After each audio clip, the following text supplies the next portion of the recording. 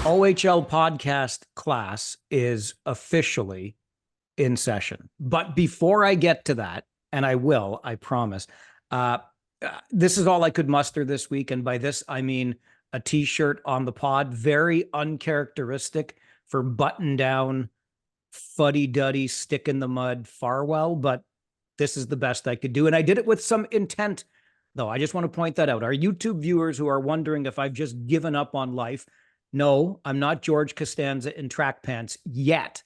However, I did, with intent, wear the 3Gen Organics t-shirt. Know your farmer, know your food. The Israel family, Jamie of Kitchener Rangers Ontario Hockey League fame, Luke, who just won a Sutherland Cup as a coach with the Listowel Cyclones and has been hired by the Brooks Bandits out in the BCHL as a coach. They've got some ties to hockey. I thought, why not wear the t-shirt of one of the best farms just on the outskirts of Waterloo Region in Mapleton Township? You will never find a better smoked pork chop. I promise you. Check out the farm store. Nice drive out into the country. Look them up online. They deliver. I don't know how far, but they deliver. 3Gen Organics. Shout out to the Israel family. Dan, have you tried the smoked chops? I will now. Yeah, you better. Yeah, and that shirt is actually not a bad looking shirt. So it's not like you're ensconced in velvet. Guys, we're going with Seinfeld references, right? So Well played, sir. It's not a puffy shirt. I mean, we could. no. You want to just make this the Seinfeld reference? Hey, that works for me. I'm all over that. So I thought you were saying it's a nice shirt because it's green, and we're doing our Western Conference. Am I giving away the ending at the beginning? I doubt that. Let's get to the other thing I said off the top. And by the way, that was an unsolicited endorsement. I truly do admire and appreciate the Israel family and the work they do at 3Gen Organics. 3 generations, Carl the dad, then Jamie, then the kids. Anyway, OHL podcast officially in session, class for the 24-25 season, because Lucas weighed in from the Sioux, making it all 20 markets that are already here with us as we begin another season on the OHL podcast. And Lucas said, I apologize that the Sioux was the outlier, but, quote, we're not in the mood to start the season after the disaster that was our OHL draft this year. I don't know, Dan Mahar, it was a disaster, but I guess they're a little restless up in Sault Ste. Marie. as a fan, I can certainly understand the aggravation, the frustration when you have nothing out of your first couple rounds in the draft, nothing to show for it, other than obviously moving the rights of Ryder Cali and getting compensatory pick plus what you got in the trade. So but you're waiting, you're kicking the can of competitiveness down the road, and it's just, you don't have that shiny new toy necessarily in the lineup this year that you were looking for, and it's somewhat of a rebuild year. So I get the frustration, but I don't know if it's tragic. I have to wonder, it had to be a little bit calculated, no? I would think so, especially with the experience in the general manager's office there. And you talk about that shiny new toy that you were looking for and want to watch this year. There is one, maybe not brand new, but missed time with injury last year that I think is more than worth the price of admission. But we'll get to that when we get to our Western Conference predictions, previews, make fun of us later commentary later on in this episode. But something else that popped up on our YouTube page, and we're loving the interaction, by the way. Find Dan on Twitter at his name, Dan Mahar, spelled just like the hockey player Rick Mahar. Yeah, it's a relative. Don't hold it against him. Actually, you should hold Dan against Rick is what Hold you it should against do. Rick, yeah. Rick is a solid citizen. Dan, we're still working on it. Anyway, at Dan Mahar on Twitter or X. I'm at Farwell_OHL. Send an email anytime, ohlpodcast@rogers.com. Give us a review on the pod, anything at all. And the comments on the YouTube page have been just great. Thunderdome 74 came through with an absolute beauty. You can find the whole comment and the stories that are attached to it on last week's episode if you go to the OHL podcast YouTube page. But it brought back for me, Dan, so many memories. What Thunderdome 74, a proud native of Byron, Ontario, southwestern community, had to say. Talked about playing for the London Junior Knights, attending both Fanshawe and Western University, going to games at the Ice House and those multicolored seats that still bring back all of these fond memories, connections to Rico Fata and part of the family in Sault Ste. Marie. So Thunderdome 74 counts among his teams, the London Knights, the Sault Ste. Marie Greyhounds, the memorable game he got to see in the Sioux between the Hounds and the Wolves back in 2022, I do believe. And now, of course, so tie it all together, he makes his home, or she, I think it was a he, in Kitchener. So goes to games at the Memorial Auditorium. And Thunderdome's comments, Dan, just got me thinking, like, this is what, for me anyway, junior hockey is all about. This is the kind of passion that is ignited in fans of this league. They get a taste early and it just stays with them. And what I loved about what Thunderdome 74 had to say is that now being in Kitchener, every time he goes to the Memorial Auditorium, he comes away having learned something new from one of the fans there. Now, I'm not going to say that Kitchener's got the most intelligent fans in the league, but it is certainly a passionate market. And that wasn't a backhanded slap. I didn't mean to, I'm not trying to put one fan base over another here, but having grown up, it's a passionate fan base growing up in Kitchener like Dan did.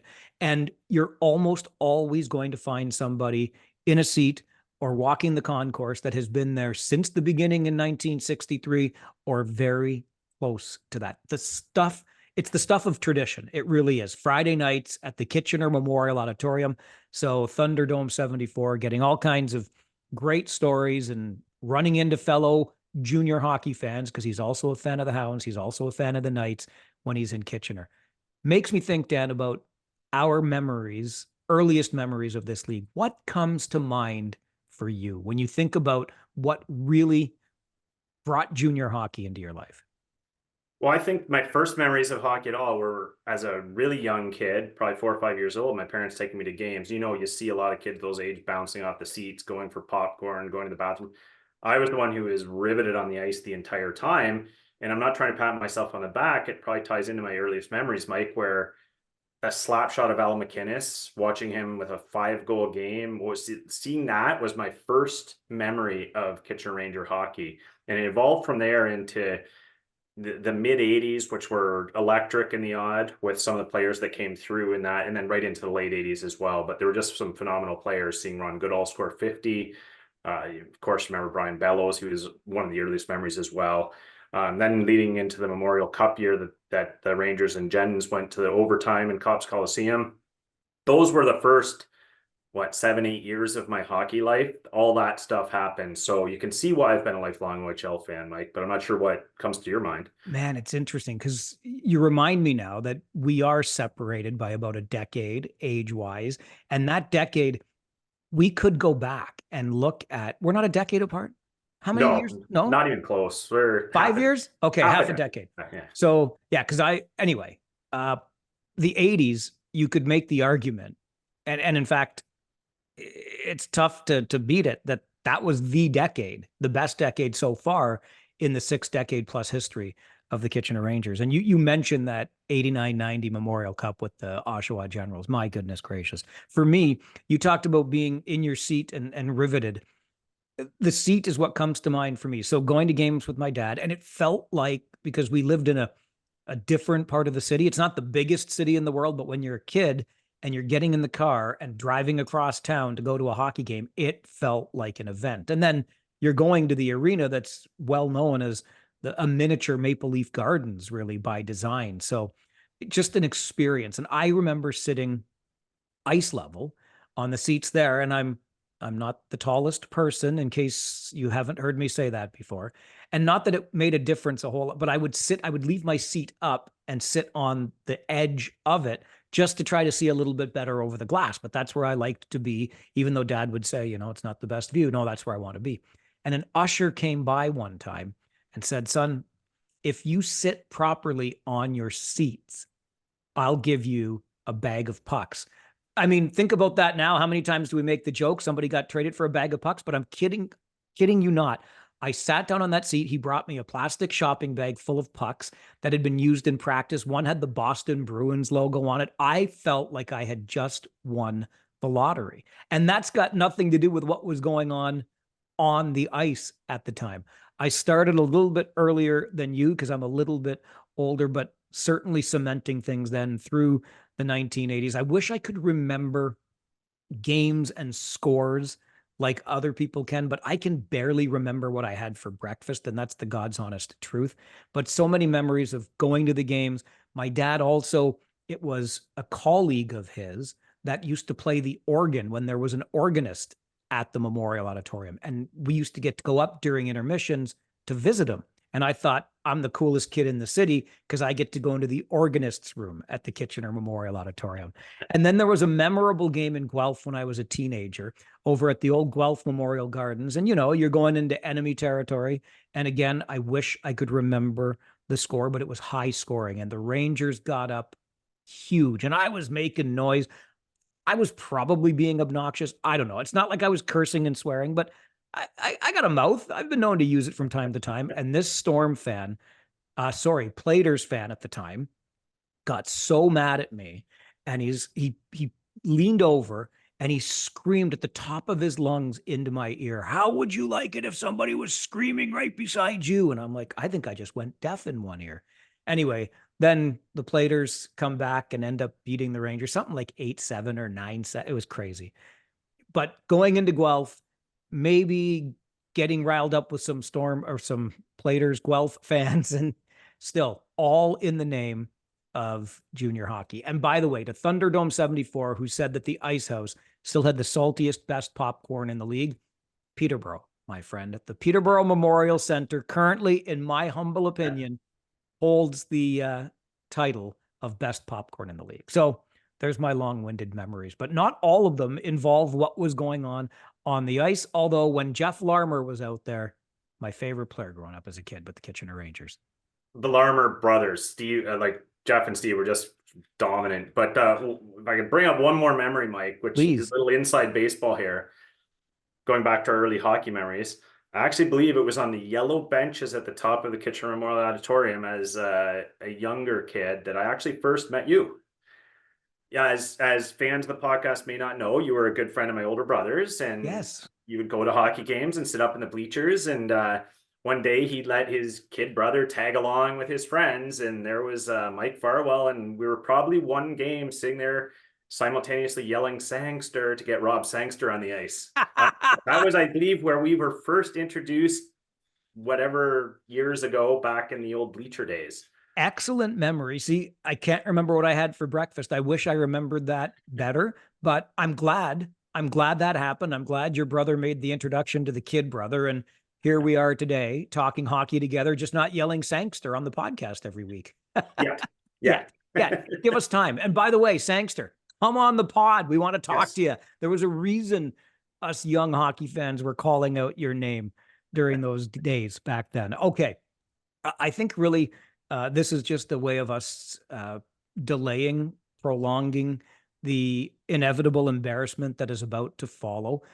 Without giving too much away, Dan, on a scale of 1 to astronomically, how difficult did you find trying to figure out how the West was going to finish this year? To be honest, at first I thought it was gonna be easy. I did my first iteration. I thought, yeah, I got this. It's good. This one's way easier than the East. And then I rethought it and rethought it like I always do. And I ended up with an iteration that I don't know how comfortable I am with. So I would say, in a scale of 1 to astronomical, somewhere in the middle. See, it's interesting because for me, exactly like you, I thought this is going to be butter. It's going to be so easy. And then maybe it's because we're both based in the Western Conference that it got so hard. But I started looking at things more closely. And frankly, I see this massive jumble of teams. I can see a couple or a few, maybe ahead of the pack as we enter the season. But the rest, I think you could honestly take them like a deck of cards, drop them on the table, and pick a random number. And they could finish anywhere from 4th through 10th in the West. I think that's fair. I mean, there's definitely a jumble in the middle, kind of like last year. Yeah. A jumble in the middle where, some fan base might hear this podcast, might be insulted. We picked their team 7th, but we might see the point difference from 7th to 3rd as 4 or 5 points. So keep that in mind. And there's a ton of X factors as well. So yeah, it was not easy. Would it be fair to say then, because I agree totally with that, we might be picking your team to finish seventh or eighth or even out of the playoffs, but I'm here to say I wouldn't be surprised if I was 4 or 5 positions wrong in the standings. To me, that's just the way this Western Conference breaks down. So we are putting our necks and reputations on the line here, taking all of the abuse you want to hurl at us later. But I'm trying to hedge those bets right now by saying, listen, like it's such a jumble. I really can't figure out who's 10th and who's 6th in the West. No, that's totally fair. And maybe, I don't know if you feel the same way, but maybe I could preface my picks a little bit by saying I see 3 tiers in the West: a top tier of 3, a mid tier of 4, and a bottom tier of 3. So that will hopefully kind of contextualize a bit when you hear your team 7th, that, well, you're in that middle tier though. You're not in the bottom tier. So for what it's worth. I love it. And so it ties into something I thought might happen. I would I would wager right now that we have the same top 3. We'll see what happens, but I bet you we do. I don't see 3 tiers though. I see the top 3-ish. No offense to the third team, and then everybody else. But all of that is still to come.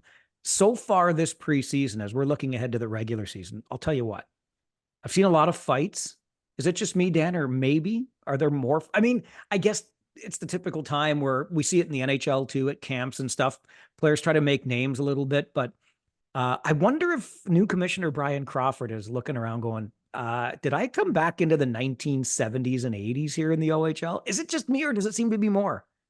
There's definitely a lot going on, and you have to wonder because in some cases there's no scores to settle or any beefs to prove, and a lot of times it's players that have made the team and have their role secured, so it's not the trying to impress like you sometimes get at NHL camps. It makes me wonder about a quote, and I don't remember who said it years back, but they asked him after a preseason fight why he chose to fight in the preseason. He said, I didn't want to hang around for the whole game. That's true. You get the automatic game misconduct, right? Yeah, I've seen enough. Get me out of here. I'm ready for the season now. See, Rob Sangster, we need you on this podcast, just for the record. Okay, it wasn't Sangster, but anyway, that would be something that a player of like Sangster would have said back in the day. Along with those fights that I've seen in the preseason, I've seen a whole heck of a lot of shootouts. I hope we're getting those out of the way in the preseason. Thank you very much, because I do not care for the shootout. I've seen a decent number of goals too, and that's just the preseason in the OHL. Before we get into the Western Conference predictions for the regular season, let me tell you what I've been seeing so far in the regular season of the National Football League. Come on. We all know it's okay to love more than one sport. So I'll shamelessly sneak in a little bit of the National Football League. Is it a TD? Is it a tutty?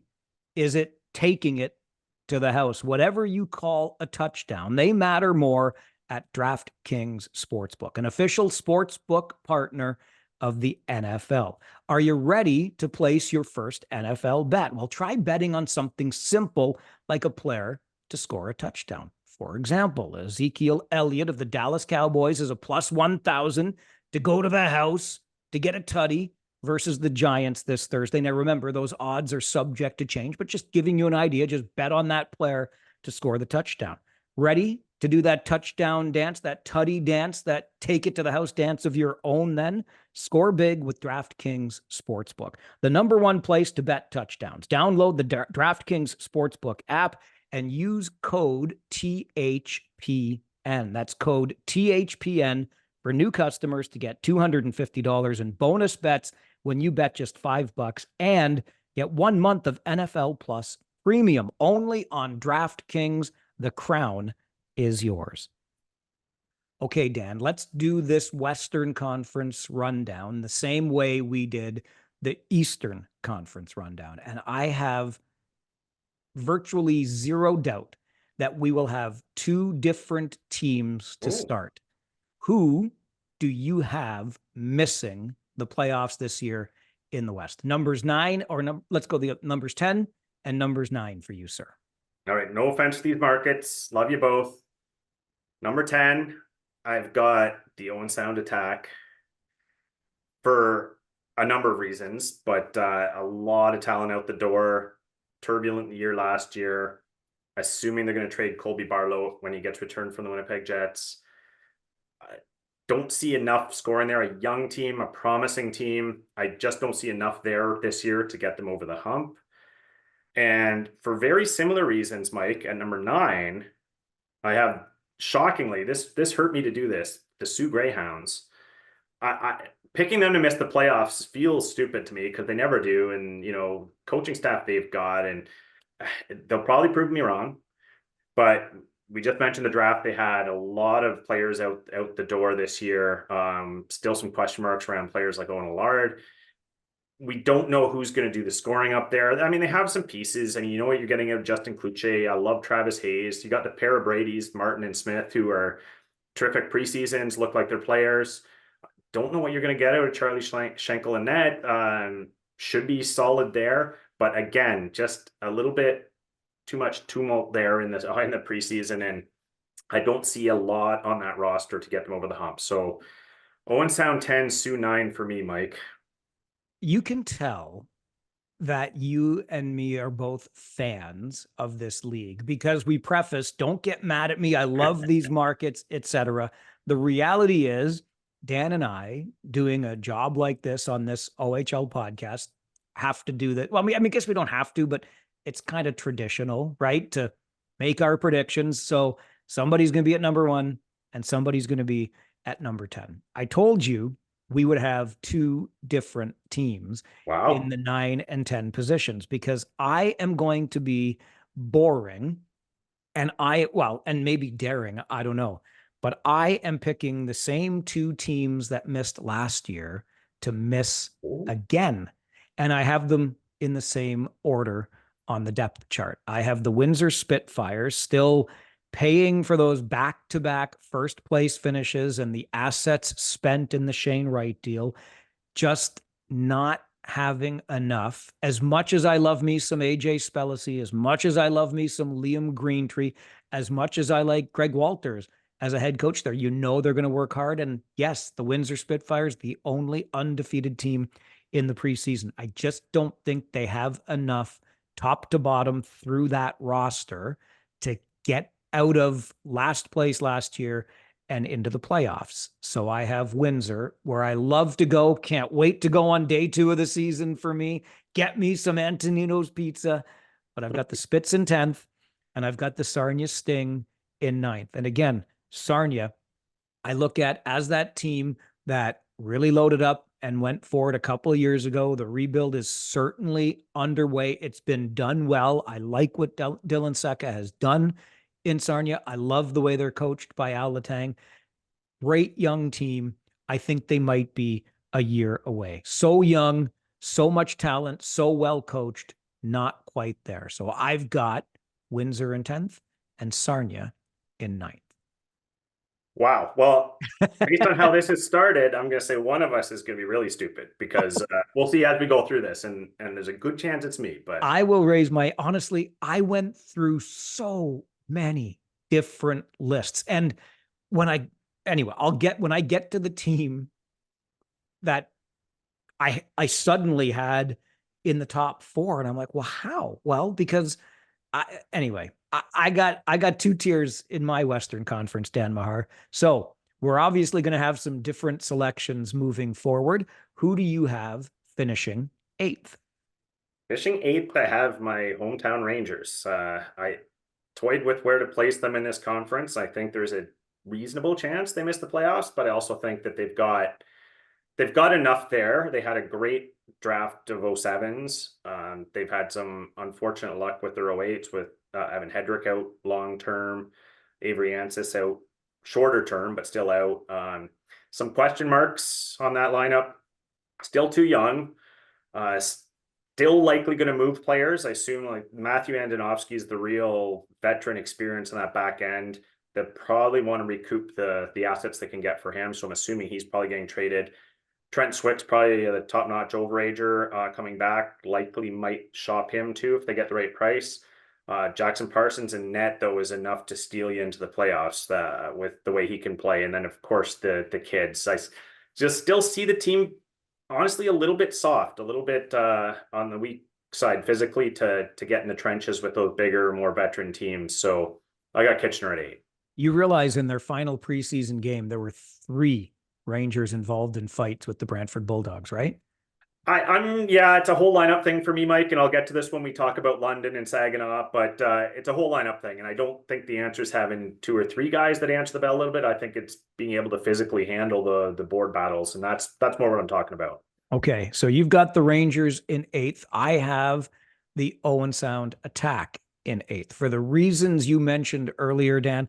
And this is a team, and I'll admit to a bias here. I love the underdog, and I shouldn't even say that. I mean, they're as competitive as any team. They've got an OHL championship in their history, but it is the smallest market in the league. I love my Bayshore Saturday nights. I really do. And I mentioned Peterborough's popcorn before. I'll give another plug for the French fries in Owen Sound. Hands down, best in the league. They missed the 30 win mark last year. Think about it. For the first time in almost 15 years when they finished with 29 wins. So Dale DeGray has built a consistent brand of hockey in Owen Sound. That's why I'm saying, okay, this attack team, despite the glaring weaknesses, right? If Colby Barlow is traded, which is likely, what's left? And remember that Barlow was part of that quartet just a couple of years ago with Servac Petrovsky, Denny Gore, and Cedric Gandon that was going to carry, that was the next wave of this Owen Sound team, and it just never materialized. And then last year it was a bit of a strange trade deadline, in my opinion, from Dale DeGray in Owen Sound, because he trades away his first round pick in Nico Addy to Peterborough and acts as though he's going to go for it when the team on the ice just wasn't there. And so there's going to be a price to pay for that. There's the Carter George effect. You just mentioned this with Jackson Parsons. I think Carter George is a tier above. And based on that, I think that the Owen Sound Attack, and remember, they're bringing in, and we talked about this a couple of weeks back, they're bringing in a real underrated, I believe, pedigree from North Bay in their head coach now. So I think that's enough to squeak the Bears into the eighth spot and make it into the playoffs this year. So there's number eight for me. Fair enough. Yeah, all valid arguments. Like we said, that tier of the conference is pretty tight. So could one player injury, one trade could make the difference in two or three slots. So All right, who do you have number seven? so number seven, I feel like I'm being a little hard on them here. I feel like there's a good chance they're going to prove me wrong, but I have the Guelph Storm, and I feel like there's a lot went wrong for Guelph last year. An awful lot went wrong for Guelph last year, and many of it not their fault, just some bad luck. Matthew Poitras having the injury in Boston after having stuck up there really derailed their season. Just never found a groove for me. Watched so many Storm games last year where it just they didn't have it. They couldn't score enough. So when they adjusted their systems to try and score more, they couldn't keep the puck out of their net. Uh, and then, of course, they've seen some talent go out the door, like all teams have. But there's still some question marks. Looks like, a player like Jake Carabella is likely back as an overager. They still have, if Nemesnikov is there, there's some potency up front. Jet Luchenko has been looking fantastic so far at NHL camp. There's some potency there that could prove me wrong in that seven slot. I just see enough reason to doubt Guelph's going to be terribly competitive this year. So I've got them seven. So you had Owen Sound 10 and Sioux 9 missing the playoffs. I had Owen Sound 8, and I've got Sioux 7 making the playoffs. And again, it's a tough one given the pedigree up in Sault Ste. Marie, but they loaded up and went for it last year. They didn't have the best draft this year. So trying to build around a young core, they don't have a ton of complementary pieces right now. Brady Martin, though, don't forget, you're going to get, well, injuries notwithstanding, but he was derailed by injury last year. You're getting a full season out of a guy that I personally believe will be in the conversation not too far down the road as most outstanding player in this league. Brady Martin's going to become the face of the Ontario Hockey League in the next couple of years. This is his draft year, of course, NHL draft year, that is. I expect big things, and I think the Sioux, with that young team, will finish seventh this year. So on to number six, we go, Dan Mahar. Who do you have there? So at six, this is where I've slotted the Sarnia Sting. And again, I feel like this is a little bit of a bubble year for them. I'm obviously a little bit higher on them than you are, Mike. I just thought they had a fantastic draft for one. Diorio and Beckham Edwards have looked great in camp. I know they're 16-year-olds, and 16-year-olds usually don't get you to the top of the conference, which is why I'm holding them at 6. But I think their defense is actually going to be criminally underrated this year. Lucas Fisher is going to be one of the top couple defenders in the entire league. Yeah, Mitch Young, you name it. And you look up front, you say, are they going to have enough veteran presence to score enough? I love Serzicha in net. He's fantastic most of the time. So with that back end and goaltending, that's going to keep you in most games. So just can you score enough? So if those young kids can get a few, and you get that play driving workhorse, Easton Wainwright up there, just Energizer Bunny, making things happen for Sarnia, and you get a little bit of offense from that forward group. I think there's enough there that they're going to take a major step forward this year and then be a problem next year. Really well argued. And see, this is the thing. I see so many of these young-ish teams in the West right now that, depending on how the chips fall and maybe how well they respond to what the coaches are preaching, again, I honestly see 5 through 10 as interchangeable in my mind, but we shall see. Great arguments on Sarnia. And I love Mitch Young on the back end. Yeah. Great point. I, in 6th spot, have the Kitchener Rangers.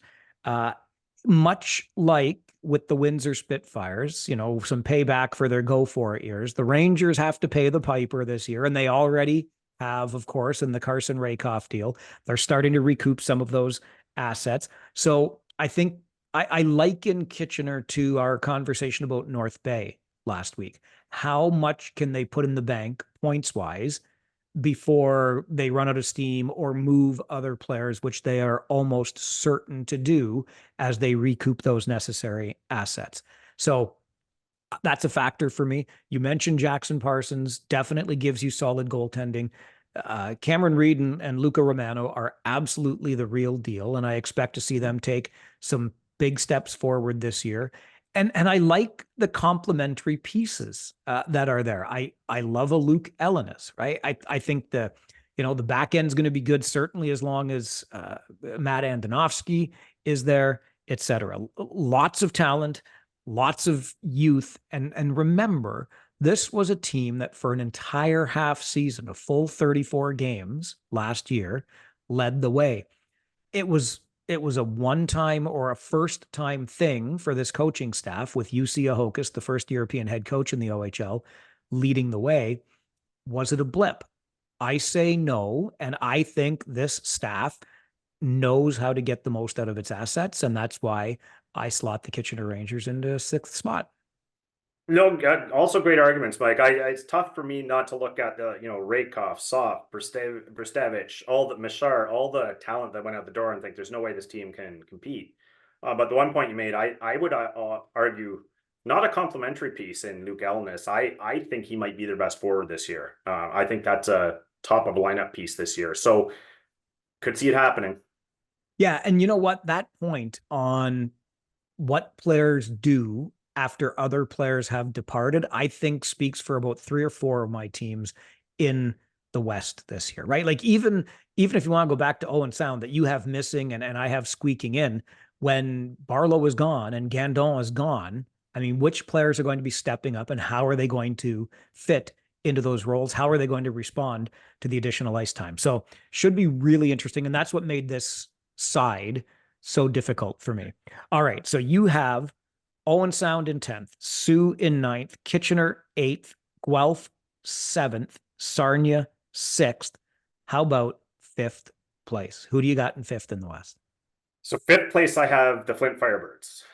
And the reason I have them mid-pack, upper mid-pack, is just because they're an enigma for me.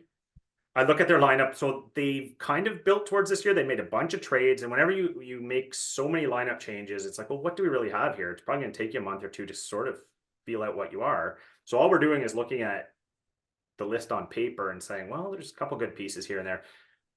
They're older a little bit this year, so their age composition suggests an upper half result. I still look at that roster though and see there's some players I love, but I just not sure I'm seeing the offense there. that you need to compete. There's still, I'm not sure they've taken a step forward from last year that they maybe thought they did, especially with a couple of pieces they moved out in some of those trades as well. So I have them very much mid-pack there, Mike. Flint Firebirds. Interesting that you would put a Michigan team in fifth because so too do I. But I have the Saginaw Spirit in Ooh. fifth. And this one was one of the teams where, in my mind, I'm like, okay, nice run last year. You load up to make that run. You win the Memorial Cup. You're going to finish out of the playoffs this year. And then you look at the roster and you see the likes of Zane Parekh and Michael Misa, just to name a couple. You've got Andrew Oak in goal, and you're like, does a team like that miss the playoffs? And then you think Michael Misa, that's an exceptional player in this league, right? This is his third year already coming in as a 15-year-old. There was another 15-year-old that played for a US based team.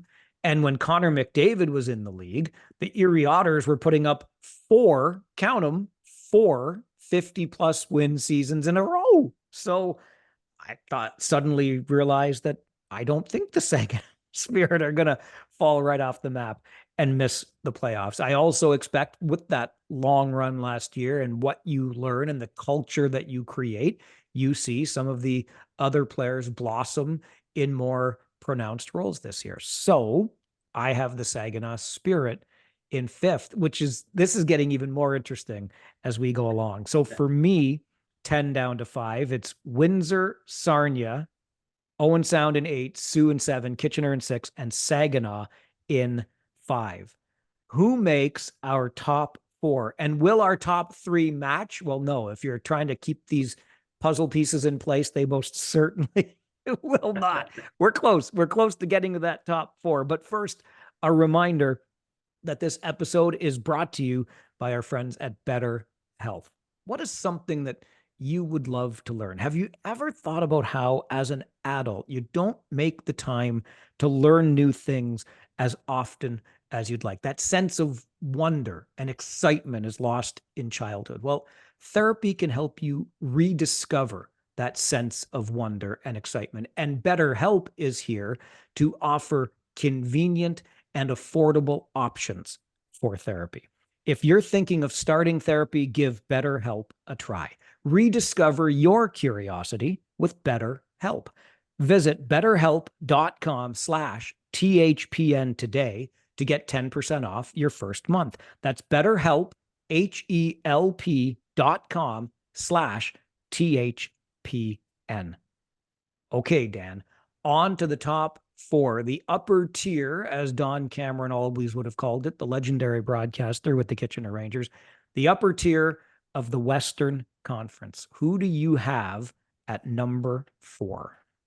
Well, I know this is the one that's going to have a lot of people, including you, probably calling me crazy, but I have the Windsor Spitfires at 4. And I'll explain why. Okay, wait a minute. I have them 10th and you have Yes, them 4th.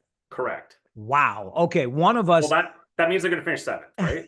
Probably, I'll take it because then at least we're splitting the difference. Because one of us may look very foolish on this one. Yeah, and it could be me. Probably me. And well, I'll explain why I think that. I'm bullish on the Windsor Spitfires for a few reasons. One, they were young-ish last year, but they had some phenomenal talent in that lineup. Liam Greentree was unbelievable all year, just multi-point game after multi-point game. We talk about you. Well, you mentioned AJ Spelcy earlier. I think he's going to have a huge breakout year in the O this year. You look at all of the Jack Nesbitt. You look at the.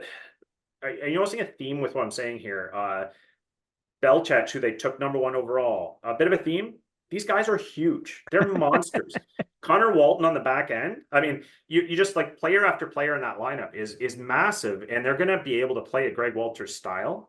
They're going to pound you. They've got several players who now have a year or 2 experience in the league, are ready to take a big step forward. When you add the number 1 overall pick, he put up 9 points in the preseason, clearly ready for showtime here.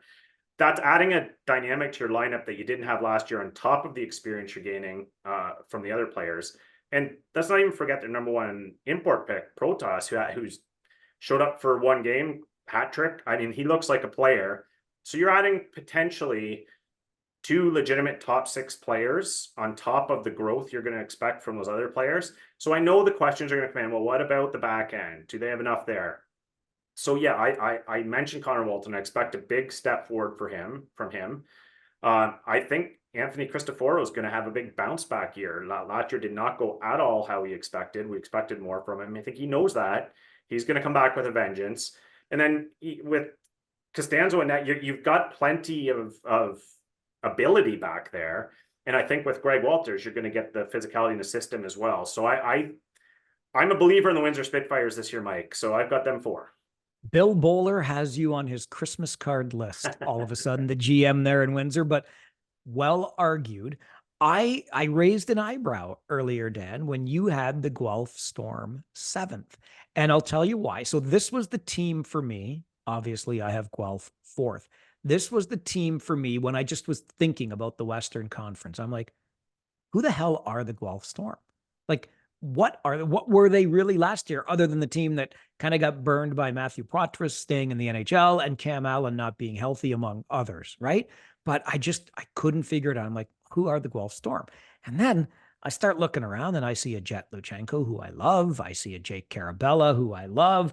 I see a Vilmer Ulrichsen, who I love. I do think Max Nemesnikov is going to be there.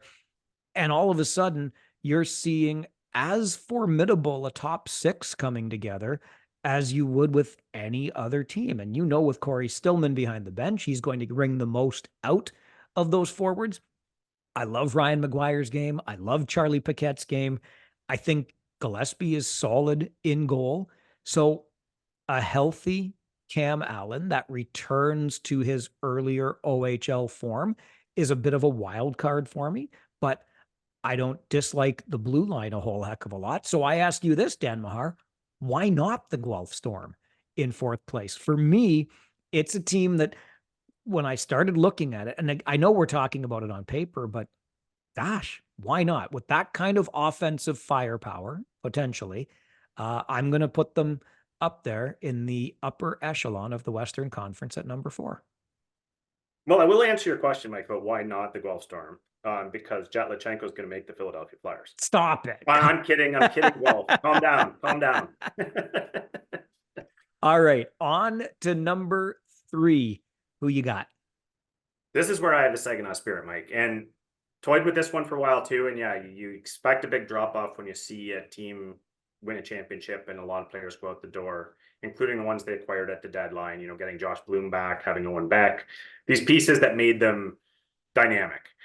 But then you look at their lineup, and you already mentioned the obvious ones, Michael Misa and Zane Parekh, and you got Andrew Okennet, and a guy that I think is probably well underrated there too is Joey Willis. I mean, he was a good player last year. He was a good player even 2 years ago, but you can see in this preseason he's a man on a mission. Looked good in when he went to the NHL rookie camps. I think this guy is destined for a big year, and never underestimate. This is a lesson I learned from watching so many years of the OHL. Never underestimate the value of a championship run on the younger players. There will be 2 or 3 players from that lineup that emerge into prominent roles this year. And you're like, well, where was this guy last year? Well, yeah, he was buried. He learned from the veterans, and now he stepped right into a top end role. And of course, we've got behind the bench. You've got a staff that's terrific there. So I do not see a precipitous fall here for Saginaw. I've got them 3rd. All right. I'm going to give you a mulligan on this one, but I'll get back to that in a moment. I love, though, your reasoning here, and I hope for the market that there is not a precipitous drop off because there was so much excitement. They supported that Memorial Cup very well. Saginaw is the market that has weighed in most often with us here, saying we're here, we're champions, we're ready to go as we start this new season on the OHL podcast. So I would love to see that, certainly for the market's sake. I have the Erie Otters in at number 3. Obviously, that lengthy playoff drought comes to an end last year, and they show pretty well. It was a really good series between the Rangers and the Otters, even though the Otters were younger, but they play a nice physical brand of hockey. You look up front, you see Terrence, you see Dylan Edwards, you see Malcolm Spence, you see Martin Misiak, you see Pano Femus. I mean, it just goes on. It's really well built up front. And then Matthew Schaefer is going to anchor your blue line. And that when you have, and it's just I mean, I'm talking about anchoring what I think. You mentioned Sarnia's blue line before. Boy, do I like the Erie Otters blue line this year. And Stan Butler is a defense first coach, which should help mask the absence of Benjamin Gaudreau. That is, I mean, I like what Dave Brown did last year, the injury notwithstanding, but the idea, I'm sure, give this younger team somebody they can rely on in goal, get them into the playoffs, get that valuable experience, etc. So I have the Erie Otters and Matthew Schaefer and company in at number 3 this year. All right, top 2, and I'm thinking for number 2, Dan Mahar, you've got, I know you have the Erie Otters. I do. And you know, it's why I was kind of nodding my head and didn't have much to add to what you just said there, because you've basically covered my bases. You basically just said the Erie Otters don't really have a weakness. Well, yeah, to sum up, maybe, yeah. Yeah, like if you look at them, like I felt that they probably didn't quite fare as well last year as they could have, based on a number of factors. They had all kinds of injury issues with Ben Gaudreau and net, and so they had some bad luck, let's call it. I don't think they necessarily got the year out of Malcolm Spence they were hoping for. And we know what that kid can do, and I expect him to this year and going into his draft year. So when you look at that forward group, I don't think there's a better one in the league. I would say that. I think I think it's dynamic. I think that team will be able, if Stan Butler allows them to, will be able to score as much as they want to. A little concerned with Matthew Schaefer having mono to start the season, only because they're going to rely so heavily on him. He's going to take all the big minutes, all the special teams. He's the absolute linchpin on that back end. And mono, typically the effects tend to linger beyond the return. So that's what concerns me. Sometimes you don't get the player you expect for a month or two after he returns. So I'm hoping all the best for Matthew Schaefer, obviously, because that's a phenomenal talent who's going to go top 3 or 4 in the NHL draft this year. So all things being equal, though, him coming back healthy, the players staying relatively healthy, you know how much I love Carey Terrence, and Fimis is wildly underrated. Alfano, big net front presence. Like you said, terrific import players who can score, almost an abundance of options there for Erie. So yeah, I've got them too, Mike. Are you saying that Erie's offense is even more dynamic than Guelph's? Because I didn't know what Guelph was until I started looking at it. But yes, okay. Yes. So I'm going to give you your mulligan now, because we all know, and we've known for a while, who we were going to pick number 1. But you recognize then, Dan. So I'll give you the opportunity here to move Saginaw to second, because you can't have your number 1 team and then Erie be your number 2 team, because they're both in the same division. Oh, sorry, I didn't realize I thought we were going by point totals. You wanted actually with the division leaders? Okay. But that's fine.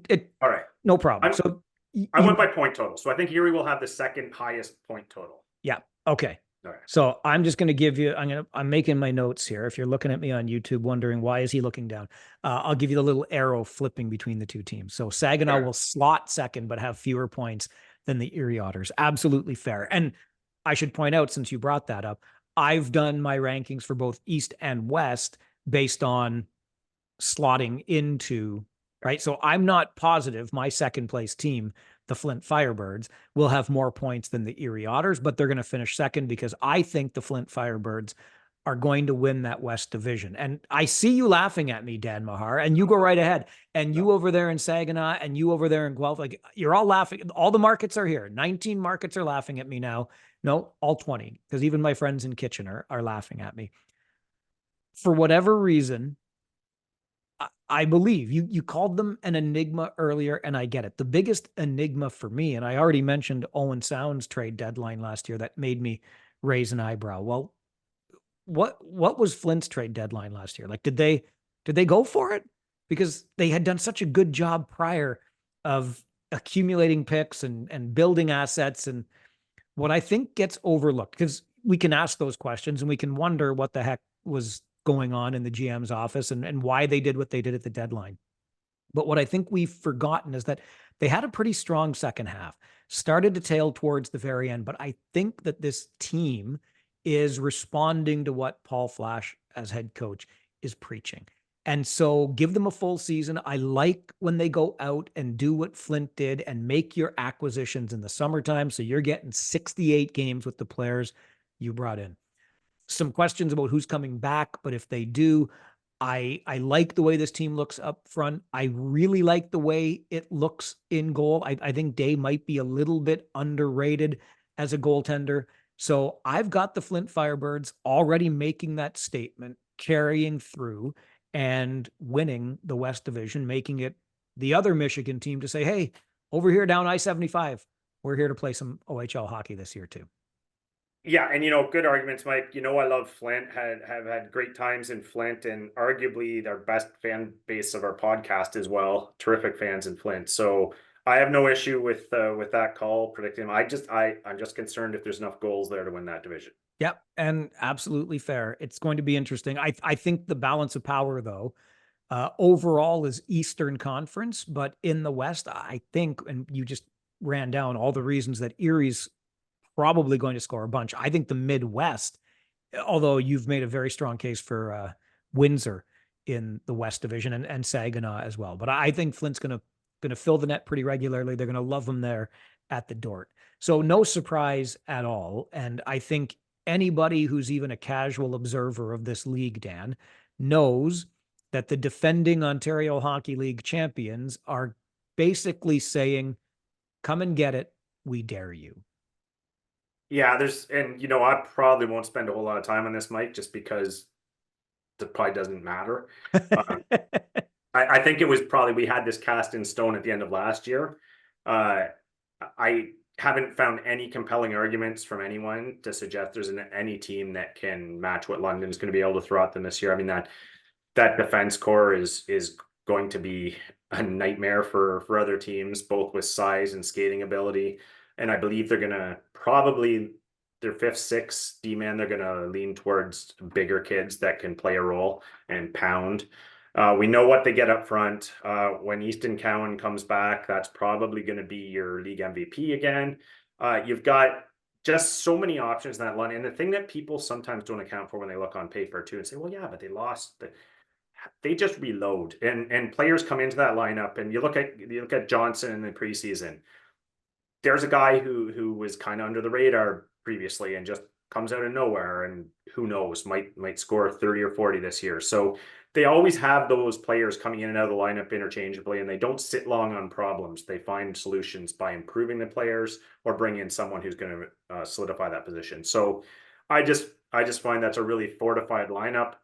It plays a style that's hard to compete against. Team toughness, like I referenced earlier in the podcast, I don't see much chance it isn't going to be the London Knights.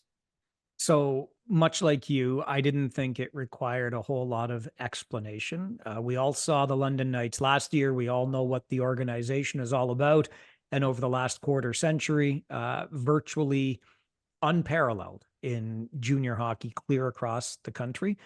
If I were going to pick a nit, I would suggest to you that the London Knights don't love their goaltending right now, but if it needs to be addressed, you know that Mark Hunter will absolutely address it.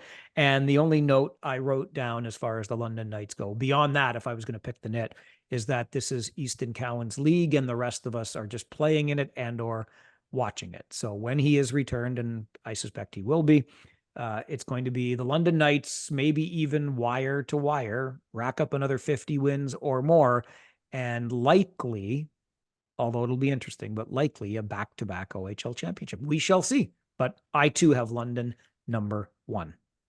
Yeah, anticlimactic, I know. But it's a fair point about the goaltending, Mike. There are question marks there. I just find that no team does it quite as well as London in terms of addressing question marks. So I have made my notes in my trusty region of Waterloo Airport, fly YKF, folks, notebook. I've got the West here on this page, and then the East is over here on this page. So Dan and I we'll make reference to this during the season. It's going to sit right beside me here in my podcast area in the basement. Don't you love it? And we'll keep an eye on that. Windsor 4th, Windsor 10th, Guelph 7th, Guelph 4th. Man, it's going to be interesting in the West. But as we've talked about, the balance of power does seem to lie in the Eastern Conference this year, Dan, where the Brampton Steelheads are already loaded for bear. The Oshawa Generals are bouncing back from a great year last year and just building on that. Brantford's right in the mix. Barrie, who knows? And we always will be surprised at some point during the season. That much I know. Oh, for sure. And if you look at trends over time too, Mike, one of the biggest factors to look at is the well-managed teams. Teams that have a track record of being well-managed, that usually get you a 2-spot bump in the standings at minimum. So what you look at, place them how you see them on paper, and then adjust based on how well managed the team is. And that is how I made some of my picks. I guess I just have one question left as we wrap up this final preseason episode of the OHL podcast, Dan Mahar. Are you ready? Because the real games begin later this week. I'm absolutely ready because all I have to do is sit there and watch. Are you ready? I am ready. I guess, yeah, I do have to be on the road on the opening weekend, but I can't wait. I can't wait to get back out into the markets and, mingle with all these fans of the league that it's just such a great league. I thoroughly enjoy it. And now, starting next week, when we're back with your regular season episodes of the OHL podcast, we'll be talking about the first weekend that was, and who the heck knows what that's going to bring. It'll be an exciting weekend for sure, though. That guy over there is Dan Mahar. Find him on Twitter at his name, Dan Mahar. I'm Mike Farwell at Farwell_OHL. This is the OHL podcast. Send us an email anytime. OHL podcast at Rogers.com. And we'll be back in your ears 1 week from today.